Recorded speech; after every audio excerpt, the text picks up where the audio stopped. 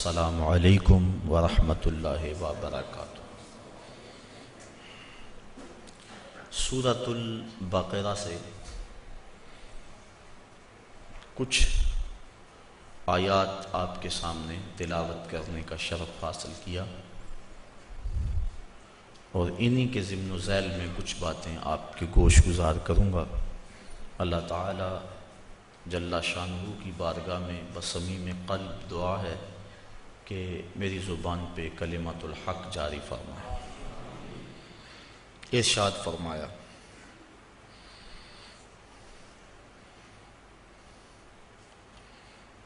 مثل الذین ينفقون اموالهم فی سبیل اللہ، ان لوگوں کی مثال جو اپنے مال اللہ کی راہ میں خرچ کرتے ہیں، کا مثل حبۃ، ایک ایسے دانے کی طرح ہے، انبتت سبع سنابل، جس نے 7 بالیں اگائیں، فی کل سنبلۃ مئۃ حبہ، اور ہر بال میں 100 دانے ہیں، واللہ یضاعف لمن یشاء، اللہ جس کے لیے چاہے بڑھا دے، دگنا کر دے، واللہ واسع علیم، اور اللہ تعالی وسعت اور علم والا ہے۔ راہ خدا میں مال خرچ کرنے کی ترغیب دی گئی اور ایک مثال کے ساتھ سمجھایا گیا، جس طرح زمین کی کوکھ میں کسان بیج رکھتا ہے، پھر اس سے 7 بالیں اگتی ہیں، اگاتا تو اللہ ہے، یہاں دانے کی طرف اگانے کی نسبت کی گئی، یہ نسبت مجازی ہے، تو ہر بال میں 100 دانے، ایک بویا 700 مل گئے۔ اسی طرح اللہ کی راہ میں ایک خیرات کرو گے، اللہ 700 عطا فرمائے، اور فرمایا اگر وہ چاہے تو اس سے بھی بڑھا دے۔ قرآن مجید نے مختلف مقامات پر راہ خدا میں خرچ کرنے کے اجر و ثواب کا تذکرہ فرمایا۔ کہیں فرمایا کہ کوئی میرے راستے میں 1 لائے گا تو میں 10 گنا دوں گا، یہاں فرمایا کہ 700 گنا، اللہ چاہے تو اس کو بھی دوہرا کر دے، اس کو بھی 2 گنا کر دے، اور ایک تیسرے مقام پہ فرمایا کہ اس کی راہ میں خرچ کرنے والوں کو وہ بغیر حساب کے عطا فرماتا۔ کہیں فرمایا 10 گنا دیتا ہے، کہیں فرمایا 700 گنا دیتا ہے، کہیں فرمایا بغیر حساب کے دیتا ہے۔ تو علماء تفسیر فرماتے ہیں جو اس کی راہ میں حساب سے دے، اللہ تعالیٰ اس کو حساب سے اس کا اجر دیتا ہے، اور جو اس کے راستے میں یوں ہی بے حساب دے، اللہ اسے بھی بے حساب اجر عطا فرماتا ہے۔ دوسری بات علماء فرماتے ہیں، یہاں خلوص کی بات ہے کہ جتنا گڑ ڈالیں گے اتنا ہی میٹھا ہوگا، جس کا جتنا خلوص ہے اللہ اسے اتنا عطا فرمائے گا، کسی کو 10 گنا، کسی کو 700 گنا، اور جس کا خلوص بہت سارا ہے اللہ اسے بغیر حساب کے عطا فرماتا ہے۔ اور تیسرا قول مفسرین اس آیت کریمہ کی تشریح میں بیان فرماتے ہیں کہ یہ دینے والے کی کیفیت میں منحصر ہے، کہ دینے والے کی کیفیت اور حیثیت کیا ہے۔ مثال کے طور پہ ایک شخص کروڑ پتی ہے، وہ راہ خدا میں ایک فقیر کو 2 روٹیاں دیتا ہے، اور ایک متوسط حیثیت کا مالک ہے وہ بھی راہ خدا میں 2 روٹیاں دیتا ہے، اور ایک جس کے پاس کل کائنات 2 روٹیاں ہیں اور کچھ ہے ہی نہیں، فقیر آ گیا اس نے بھی 2 روٹیاں دے دی، تو دی تینوں نے 2 روٹیاں، لیکن ہر ایک کی حیثیت کا فرق ہے، تو پہلے کو اللہ 10 گنا دیتا ہے، دوسرے کو 700 گنا دیتا ہے، اور تیسرے جس نے ساری کمائی لٹا دی اللہ اس کو بغیر حساب کے عطا فرماتا ہے۔ تو کہا جس طرح زمین میں تم کوئی بیج بو تو وہ 700 گنا اس کو اٹھاتے ہو، ایسے ہی میری راہ میں جو تم خرچ کرو گے میں 700 گنا تمہیں عطا فرماؤں گا، اور اللہ چاہے تو 2 گنا کر دیتا ہے۔ اللہ تعالیٰ جل شانہ نے یہاں راہ خدا میں خرچ کرنے کی مثال کھیتی باڑی سے دی۔ امام ترمذی نے روایت نقل کی ہے، آقا کریم علیہ السلام نے ارشاد فرمایا التمس الرزق فی خبایا الارض، اپنا رزق زمین کی تہوں سے تلاش کرو۔ تو علماء فرماتے ہیں کہ اس مثال سے یہ ثابت ہوا کہ کھیتی باڑی کرنا بڑی فضیلت والا کام ہے، اور امام قرطبی نے الجامع لاحکام القرآن کے اندر اس آیت کریمہ کی تشریح میں لکھا ہے کھیتی باڑی کرنا فرض کفایہ ہے۔ اگر ساری قوم یہ کام چھوڑ دیتی ہے تو حاکم کے اوپر لازم ہے کہ وہ کچھ لوگوں کو مجبور کرے کہ وہ کھیتی باڑی کریں، یہ فروض کفایہ میں سے ہے۔ الذین ینفقون اموالہم فی سبیل اللہ، وہ لوگ جو اپنے اموال اللہ کی راہ میں خرچ کرتے ہیں، ثم لا یتبعون ما انفقوا، پھر جس کو خرچ کیا اس کا پیچھا نہیں کرتے، منم ولا اذا، احسان جتلا کر اور نہ اذیت دے کر، جو راہ خدا میں دے دیا سو دے دیا، یہ نہیں کہ اس کے اوپر احسان جتلا کر اپنا کیا دھرا برباد کر لیں۔ من اور اذا ان دونوں چیزوں سے منع کر دیا گیا، احسان بھی نہ جتلایا جائے، اذیت بھی نہ دی جائے، اذیت ذہنی طور پہ بھی کسی کو شاک نہ پہنچایا جائے کہ اس کو کہیں کہ جناب یہ اس کے پاس اب اتنی دولت ہے، ہمارے گھر سے اس کو جاگ لگی تھی، اس کو کوئی پوچھنے والا نہیں تھا، ہم نے مدد کی اس کی، تو یہ اس کو اذیت دینے کے مترادف ہے۔ بلکہ حضرت زید بن اسلم رضی اللہ تعالی عنہ فرماتے ہیں کہ جب کسی کو تم نے خیرات دی ہو اور وہ تمہیں بازار میں راستے میں ملے اور آپ اس کو السلام علیکم کہیں تو وہ اس میں بھی ثقل اور بوجھ محسوس کرتا ہو تو کہا اس سے ترک کر دینا چاہیے سلام کہنا بھی، کہ یہ بھی اس کی اذیت کا باعث ہوگا۔ تو آج تو ہم کسی کو خیرات دے کر اس کی غربت کا اشتہار لگا دیتے ہیں۔ پہلے کہا کرتے تھا نیکی کر دریا میں ڈال، اب ہم کہتے ہیں نیکی کر اخبار میں ڈال۔ نیکی کی اور کسی غریب کو اگر ہم نے خیرات بھی دی، عید پیکج بھی دیا، تو پھر 7-8 اخباروں میں جب تک تصویر نہ چھپے اتنی دیر تک تسکین نہیں ملتی۔ غریبوں کی غربت کا مذاق اڑاتے ہو، تمسخر کرتے ہو، اس انداز سے دو کہ ان کی عزت نفس مجروح نہ ہو۔ تو نہ من اور نہ اذا، کسی طرح سے ان کی اذیت کا سامان نہ بنو۔ لہم اجرہم عند ربہم، وہ لوگ جو اذیت اور احسان جتلائے بغیر خیرات کرتے ہیں ان کا اجر اللہ کے ہاں ہے، اور نہ انہیں کوئی خوف ہے اور نہ وہ غمگین ہوں۔ قول معروف ومغفرۃ خیر من صدقۃ یتبعها اذی، اچھی بات کہہ دینا اور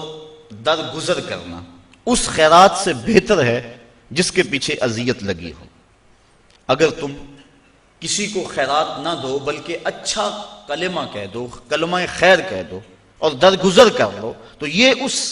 خیرات دینے سے بہتر ہے جس کے بعد اذیت لگ جائے اور تم اس کو اذا دو اور تکلیف پہنچاؤ۔ واللہ غنی حلیم، اور اللہ تعالیٰ غنی اور حلم والا ہے۔ یا ایھا الذین آمنوا، اے ایمان والو،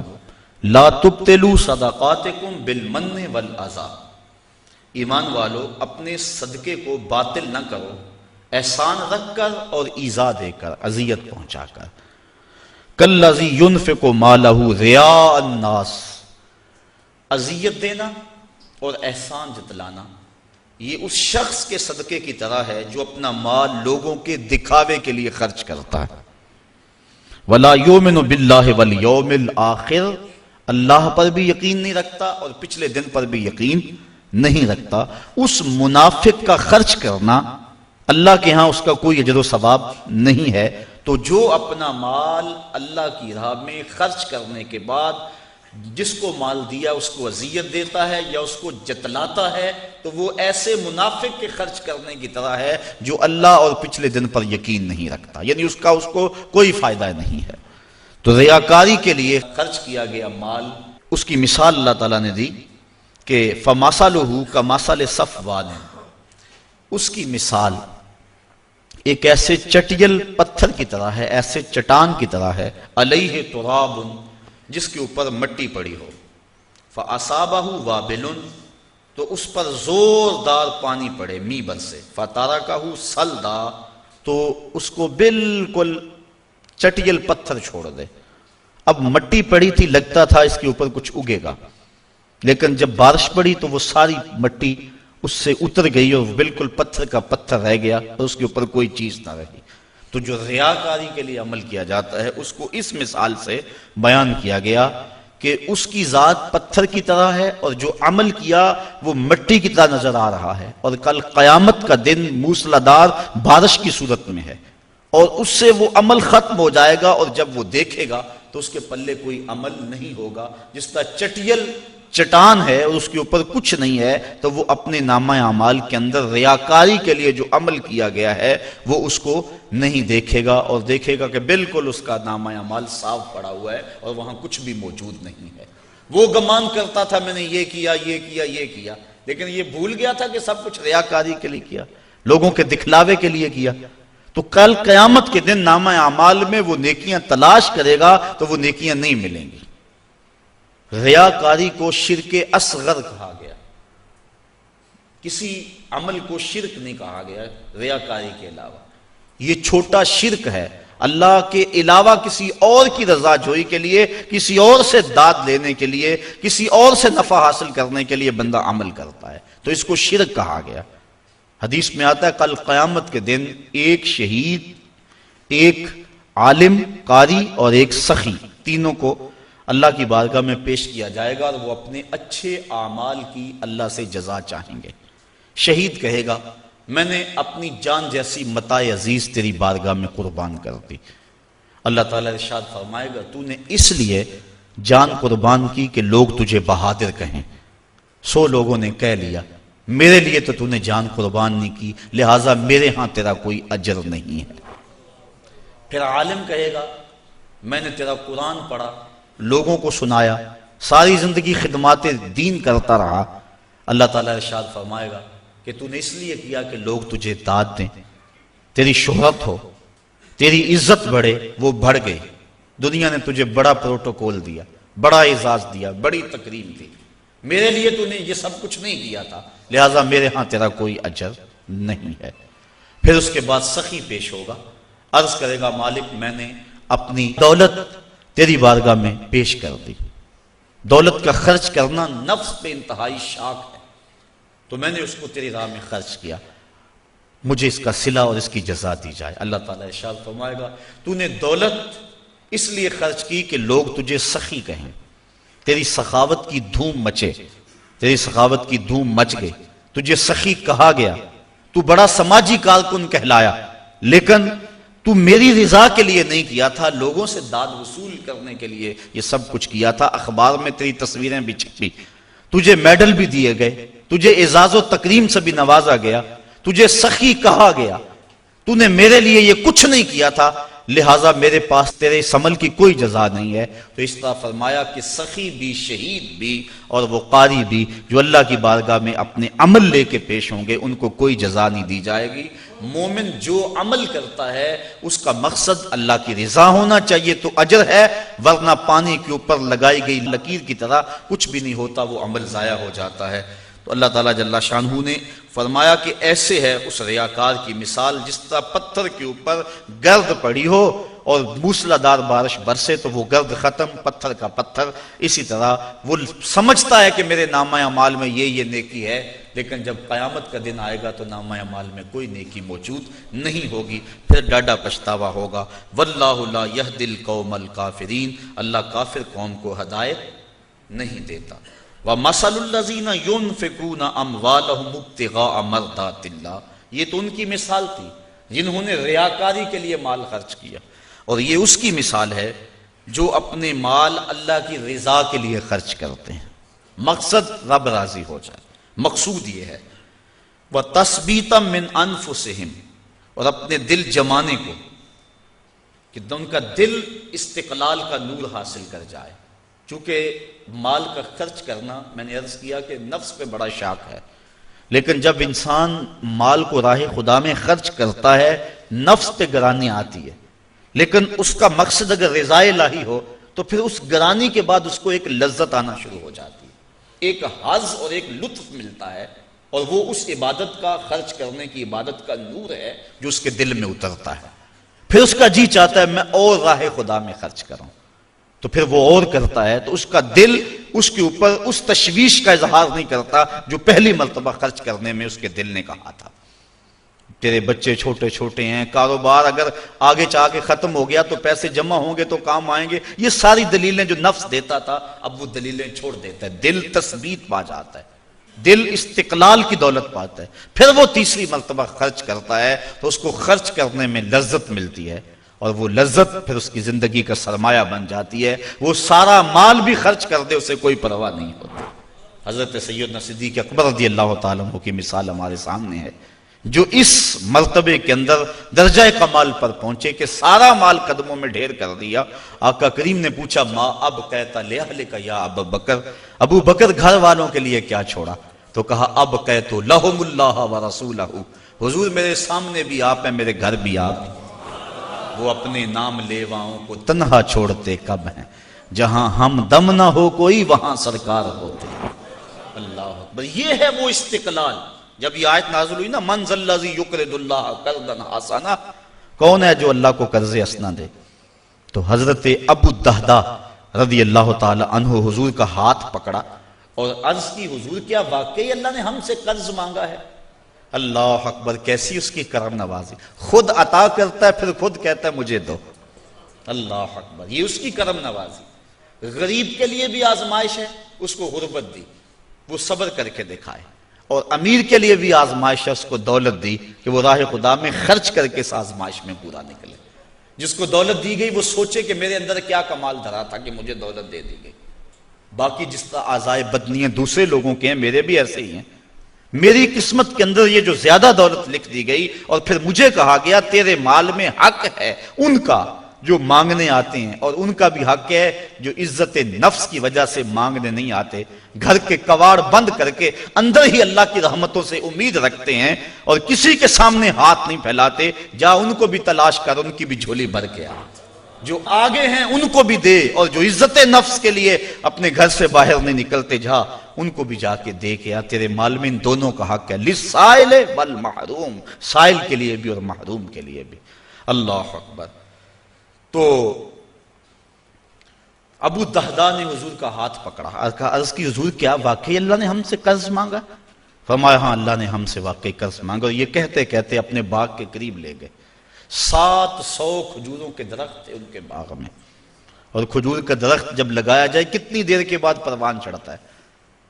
تو باغ کے مالک کی جان ہوتی ہے ان درختوں میں، اور درخت بھی 700، اور کل کمائی ہے بھی یہی، وہی باغ ان کا تھا، اس میں ان کی رہائش تھی، بچے بھی تھے۔ اب اس کے قریب کھڑے ہو کے عرض کی اگر واقعی اللہ نے ہم سے قرض مانگا ہے تو پھر آپ گواہ بن جائے سودے کے، یہ باغ میں نے اللہ کو قرضے میں دے دیا۔ ان کی بیوی اور ان کے بچے اس باغ میں رہائش پذیر تھے، اور کوئی ان کا سرمایہ نہیں تھا، تو اب وہ باغ کے اندر نہیں جا رہے، اس باغ کے کنارے کھڑے ہو کے کہتے ہیں یا ام الدہداء اخرجی، اے دہداء کی امی بچوں کو لے کر جلدی جلدی باہر آ جاؤ، یہ باغ اب ہمارا نہیں رہا، یہ ہم نے اللہ کو قرضے میں دے دیا۔ اس پاک باز نیک سیرت خاتون نے یہ نہیں کہا کہ ابو دہداء آگے ہم کس مکان میں جائیں گے، آگے کوئی انتظام کیا ہے، بلکہ اس نے جلدی جلدی اپنا سامان سمیٹا، بچوں کو لیا، باغ سے باہر آئی، اور پھر کہتی ہے رابحہ بیعو کا یا ابا الدہداء، اے دہداء کے ابو تو نے بڑا نفع والا سودا کر لیا ہے، تو نے بڑے نفع والا سودا کر لیا ہے۔ یہ وہ تھے جو حضور کی درسگاہ کے طالب علم تھے۔ تو راہ خدا میں خرچ کرنے سے دل کو تکلیف نہیں ہوتی، دل کو تشویش نہیں ہوتی، بلکہ دل قرار پاتا ہے۔ تو جب خدا کی راہ میں خرچ کر کے دل کو تشویش پہنچے تو سمجھو دل کو استقلال کی دولت نہیں ملی، اور جب راہ خدا میں خرچ کر کے سکون کے قافلے اترنے شروع ہو جائیں، رقص کرنے لگے اور باطن میں کیفیات اور نور و نکھت کی بارش ہونے لگے، تو سمجھ لو کہ میری خیرات میرے مالک نے قبول فرما لی، اور یہ میں نے خالص اس کی رضا کے لیے ایسا کیا تھا۔ تو کہا کہ وہ لوگ جو اپنے مال اللہ کی رضا کے لیے وَتَثْبِيتًا مِّنْ أَنفُسِهِمْ، اور اپنے دل کے استقلال کے لیے، اپنے دل کو ثابت کرنے کے لیے، جمانے کے لیے خرچ کرتے ہیں، کَمَثَلِ جَنَّةٍ، اس خرچ کرنے کی مثال ایسے باغ کی طرح ہے بِرَبْوَةٍ، جو اونچی جگہ پر ہے، أَصَابَهَا وَابِلٌ، جس کو موسلا دار بارش پڑی، اونچی جگہ پہ محلے وقوع اور بارش بھی موسلا دار، فآتت اکلہا ضعفین، تو اس کا پھل پھر دگنا آئے گا۔ اس کی مثال جس نے تثبیت قلب کے لیے اور اللہ کی رضا کے لیے مال خرچ کیا۔ فَإِن لَّمْ يُصِبْهَا، اگر اس کو وہ موسلادھار بارش نہ بھی پہنچے، فَطَلٌ، تو اوس کا پڑنا، شبنم کے قطروں کا گرنا ہی اس کے پھل لانے کے لیے کافی ہوگا، کیونکہ وہ ایسے پوائنٹ پہ باغ اگا ہوا ہے، ایسی اونچی جگہ پہ اگا ہوا ہے، وہ بھی اس کے لیے کافی ہو جائے گا۔ واللہ بما تعملون بصیر، اور جو تم عمل کرتے ہو اللہ اسے دیکھ رہا ہے، اسے پتا ہے کون کس نیت سے اس کی راہ میں پیش کر رہا ہے۔ اَیَوَدُّ أَحَدُکُمْ أَن تَکُونَ لَهُ جَنَّةٌ مِّن نَخِیلٍ وَأَعْنَابٍ تَجْرِی مِن تَحْتِہَا الْأَنْہَارُ۔ اب پھر اس کی مثال پیش کی جانے لگی ہے، جو ریاکاری کے لیے اپنے عمل کو، اپنے مال کو پیش کرتا ہے، مال بھی ہاتھ سے گوایا اور فائدہ بھی کچھ نہ کیا۔ اس کی مثال دی، کیا تم میں سے کوئی یہ پسند کرتا ہے؟ یہ استفہام انکاری ہے، یعنی کوئی پسند نہیں کرتا۔ کیا؟ ان تکون لہ جنتن، کہ اس کا ایک باغ ہو، من نخیل وعناب، کھجوروں کا اور انگوروں کا، تجری من تحتها الانہار، اس باغ کے نیچے نہریں بہتی ہوں، پانی بھی وافر ہو، لہو فیہا من کل الثمرات، اور اس شخص کے لیے اس باغ میں ہر طرح کا پھل موجود ہو، وَأَصَابَهُ الْكِبَرُ، اور جس کا باغ ہے اس کو بڑھاپا آ لے، وہ بوڑھا ہو جائے، باغ جوان ہو گیا، بندہ بوڑھا ہو گیا، وَلَهُ ذُرِّيَّةٌ ضُعَفَاء، اور اس کے بچے چھوٹے چھوٹے ہیں، بچے چھوٹے ہیں، آپ بوڑھا ہے، باغ جوان ہو گیا، اور باغ میں بھی ہر شے ہے۔ پھر کیا ہوا؟ فَأَصَابَهَا عِصَارٌ، تو اس باغ میں ایک ہوا کا بگھولا داخل ہوا، فِيهِ نَارٌ، جس بگھولے میں آگ تھی، فَاحْتَرَقَتْ، تو وہ باغ جل گیا۔ بندہ بوڑھا ہے، بچے چھوٹے ہیں، باغ پروان چڑھا ہوا تھا، اور ایسی آگ آئی کہ باغ جل گیا۔ بتائیے اس شخص کی حالت کیا ہوگی؟ بوڑھا ہے، آگے باغ لگا نہیں سکتا، بچے کام اٹھا نہیں سکتے، باغ زندگی بھر کی کمائی تھی، وہ جل گیا، اسے آسرا تھا اس باغ پر، بتاؤ اس کی کیا کیفیت ہوگی؟ کہا ایسے ہی جو شخص ریاکاری کے لیے مال خرچ کرتا ہے، وہ سمجھتا ہے میرے نیکیوں کا باغ ہے، کل قیامت کے دن ملے گا، لیکن جب اس دن دیکھے گا تو وہ باغ جلا ہوا ہے۔ تو جس طرح اس شخص کی حالت ہوتی ہے، اللہ نے مثال سے سمجھایا کہ اس کی حالت وہ ہوگی کہ میں نے ریاکاری کے لیے مال خرچ کیا اور مجھے اس کا کوئی صلہ بھی نہ ملا۔ کذالک یبین اللہ لکم الآیات لعلکم تتفکرون، اللہ تعالیٰ اسی لیے اپنی نشانیاں بیان کرتا ہے تمہارے لیے تاکہ تم غور و فکر کرو۔ ایک درہم بھی خرچ کرنے لگو تو دیکھو کہ دل میں ریا تو نہیں آ رہی، بڑی محنت سے پیسہ کمایا جاتا ہے، خون اور پسینے کی کمائی ہوتی ہے، اور اس کو یوں ہی نہ اڑا دو، بلکہ تم نے مال جیسی متاع وارنی ہے اس کے راستے میں، تو پہلے اپنے دل کو مخلص کر لو، خلوص کے ساتھ ایک درہم بھی دو گے تو اللہ وہ بھی قبول فرمانے والا ہے۔ اس لیے ایسا نہ ہو کہ تم سب کچھ برباد کر بیٹھو۔ یا ایھا الذین آمنوا، اب پہلی بات یہ ہے کہ خلوص سے خرچ کیا جائے۔ ان آیات کے اندر ریا سے بچنے، من و اذا سے بچنے، یعنی نہ دکھلاوے کے لیے عمل کرے، راہ خدا میں خرچ کرے، نہ احسان جتلانے کے لیے خرچ کرے، اور نہ ہی خرچ کرنے کے بعد جس کو دیا اس کو کوئی کسی قسم کی اذیت پہنچائے، ذہنی اذیت بھی اس کو نہ دے۔ اور اب جو خرچ کر رہا ہے یہ اگر کیفیات ہو گئی تو اب خرچ کر رہا ہے تو خرچ کرے کون سا؟ یا ایھا الذین آمنوا، اے ایمان والو، انفقوا، خرچ کرو، من طیبات، پاکیزہ چیزوں میں سے، ما کسبتم، جو تم نے کمائی، ومما اخرجنا لکم من الارض، اور جو کچھ زمین سے نکالا گیا، جو کچھ ہم نے تمہارے لیے زمین سے نکالا، یعنی یہاں عشر کے وجوب پر دلیل ہے کہ جو بارشی پانی سے کھیتی سیراب ہو اس سے 10واں حصہ دینا واجب ہے، اور جو ٹیوب ویل سے یا خرید کر پانی جس کو لگایا گیا اس سے 20واں حصہ دینا واجب ہے۔ آج کل کثرت کے ساتھ ذمہ دار عشر نہیں دیتے، اسی وجہ سے ان کے اندر برکت نہیں ہے، اور اپنے مال کے اندر جو صدقہ ہے فصل کا اس کو شامل کر کے اپنا سارا مال خراب کر بیٹھتے ہیں۔ تو ان کے اوپر لازم ہے کہ وہ عشر دیں، اور جنہوں نے کمایا ہے ان کو بھی کہا کہ اپنی کمائی سے اللہ کے راستے کے اندر خرچ کریں۔ اب ذرا غور فرمائیں کہ اس کو کہا من طیبات ما کسبتم، جو تم نے کمایا پاکیزہ چیزوں میں سے وہ راہ خدا میں دو۔ اس پاکیزہ کی تشریح میں علماء فرماتے ہیں 3 چیزیں، ایک تو عمدہ، دوسرا وہ پاک ہو، فی نفس سے ہی پاک ہو۔ مثال کے طور پہ مردار ہے، اس کو راہ خدا میں خیرات کرنا چاہو تو خیرات نہیں ہوگی کیونکہ وہ پلید ہے۔ دوسرا پاک ہو اور حلال طریقے سے کمایا گیا ہو، طیب طریقے سے۔ بکری ہے، پاکیزہ ہے، اس کو راہ خدا میں خیرات کرنا چاہو ہو سکتی ہے، لیکن ہے چوری کی ہے حلال، لیکن جو ذریعہ ہے اس کے حاصل کرنے کا وہ حلال نہیں ہے، تو اس کا بھی صدقہ خیرات نہیں دی جائے گی۔ جس طرح کہ رشوت کے پیسوں سے لوگ قربانی دیتے ہیں، بڑی عید کے موقع پہ جگہ جگہ ناکے لگے دیکھے، میں نے ایک دن پوچھا کہ یہ کیا ماجرا ہے، کہنے لگے آج کل انہوں نے تو قربانی دینی ہے نا۔ تو وہ قربانی جو کسی سے چھین کر یا کسی کا حق غصب کر کے یا رشوت لے کے یا 2 نمبر مال سے دی جائے تو وہ بھی قبول نہیں ہے۔ تو یہ بات ذہن میں رکھیں، طیب کی تشریح کے اندر علماء نے 3 چیزیں بیان فرمائی، ایک حلال ہو، حلال طریقے سے کمایا گیا ہو، پھر عمدہ ہو، جب راہ خدا میں خرچ کرنے لگو تو یہ نہیں ہے کہ ردی راہ خدا میں خرچ کر دو۔ اللہ تعالیٰ نے آگے فرمایا وَلَا تَيَمَّمُ الْخَبِيثَ مِنْهُ، تم خبیث چیز اس کی راہ میں دینے کا ارادہ نہ کرو، تنفقون کہ تم خرچ کرو اس کو، وَلَسْتُمْ بِآخِذِيهِ حالانکہ تم اس خبیث کو خود لینا پسند نہیں کرو گے، إِلَّا أَن تُغْمِضُوا فِيهِ مگر اس کے اندر اگر تم چشم پوشی کر کے وہ لے لو تو وہ الگ بات ہے، لیکن کھلی آنکھوں سے تم اس کو قبول کرنے کو تیار نہیں ہوگے۔ تو جب خدا کی راہ میں کوئی چیز دینا چاہو تو یہ نہیں کہ جو چیز بڑھ گئی اس کو جو ہے وہ خیرات کر دو، جو چیز کسی کام کی نہیں ہے اور کسی استعمال میں نہیں آ رہی ہے چل اس کو دے دو۔ کہا جب اس کی راہ میں دینا چاہو تو عمدہ کا قصد کرو، بلکہ اللہ تعالیٰ نے 4 پارے کے آغاز میں فرمایا لَن تَنَالُوا الْبِرَّ حَتَّى تُنْفِقُوا مِمَّا تُحِبُّونَ، اتنی دیر تک تم نیکی کی روح کو نہیں پہنچ سکتے جب تک اس مال سے خرچ نہ کرو جس کو تم خود پسند کرتے ہو۔ یعنی 2 چیزیں ہیں، ایک تم دینا چاہتے ہو، ایک رکھنا چاہتے ہو، ایک اپنے لیے رکھنا چاہتے ہو۔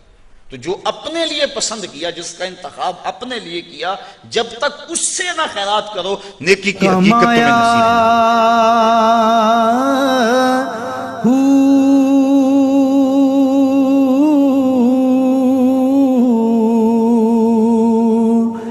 نام بھج